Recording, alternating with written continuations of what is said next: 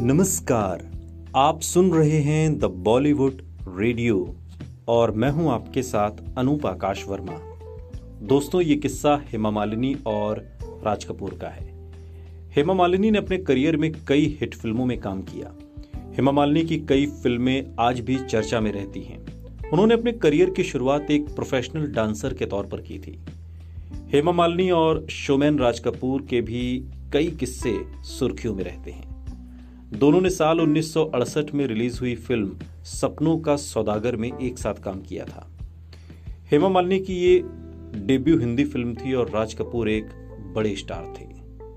Raj Kapoor film को sign करने के लिए हेमा मालिनी के घर पहुंच गए और पूरा परिवार उन्हें देखकर दंग रह गया था। हेमा मालिनी के भाई ने उनसे जुड़ा एक किस्सा याद किया था।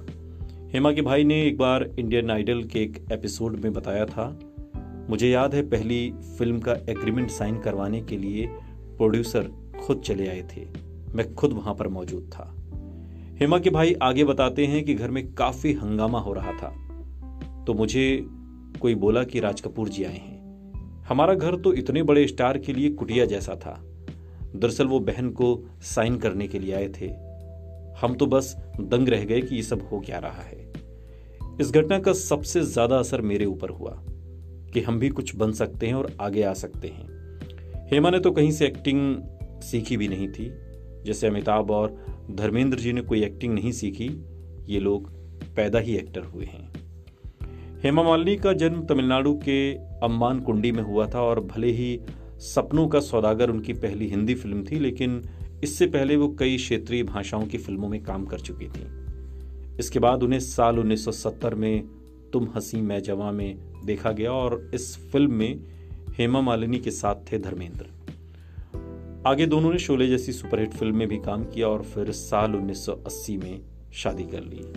हेमा और धर्मेंद्र की बेटियां ईशा और अहाना देओल हैं, ये तो हम सभी जानते हैं। लेकिन आपको मालूम है क्या कि धर्मेंद्र चूंकि पहले से शादीशुदा थे, इसलिए हेमा मालिनी से धर्मेंद्र को शादी करने के लिए अपना धर्म बदलना पड़ा था और मुस्लिम धर्म अपनाकर शादी करनी पड़ी। हालांकि धर्मेंद्र ने अपनी पहली पत्नी को कभी तलाक नहीं दिया और हेमा मालिनी के साथ भी पूरी जिंदगी जी।